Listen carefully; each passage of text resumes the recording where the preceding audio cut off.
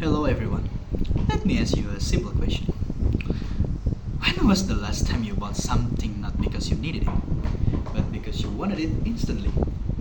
Maybe it was food, maybe clothes, or maybe something you didn't even plan to buy. Now imagine this. What if millions of students are making financial decisions like that every single day? This is not just a habit. This is a hidden crisis. We are living in a digital era where everything is just one click away. Food delivery, online shopping, e-wallets, even pay letter services. Everything is designed to make spending easier and faster. But here's the problem. The easier it is to spend money, the harder it is to control it. Today, many students are trapped in a cycle of impulsive consumption. They spend not based on needs, but based on trends, social pressure, and instant gratification. This condition directly contradicts Sustainable Development Goal number 12, responsible consumption and production, because consumption should be conscious, not automatic. In Indonesia, financial literacy is still around 49.68%. But the real problem is not just literacy, it is behavior. From a small observation I conducted among students, of course, most of them already understand basic financial concept. They know they should have, they know they should budget, but they do not do it consistently. So, the issue is not about knowing, it's about doing. There is a gap between knowledge and behavior, and that gap is where financial problems begin. Let me give you a simple example.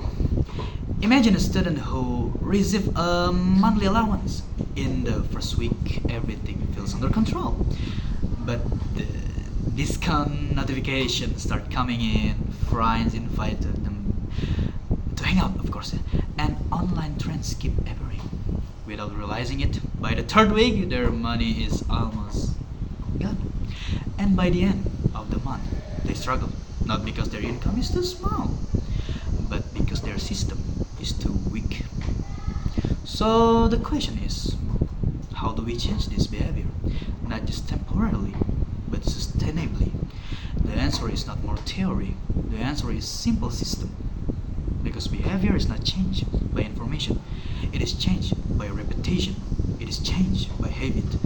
One practical approach is using a percentage-based financial system, where income is automatically divided into three parts: needs, wants, and saving. For example, 50% for needs, 20% for wants, and 30% for savings and investment. This approach is powerful because it removes complexity. Students do not need to overthink, they just follow a structure. And when something becomes simple, it becomes consistent. When students start managing their money this way, of course, something important happens. They become more aware. They begin to ask themselves, do I really need this? And is this worth my money? Slowly, their behavior changes from impulsive to intentional, from reactive to responsible. And this is where the impact grows, because we are not only improving personal finance, we are contributing to responsible consumption, financial sustainability, and long-term economic stability.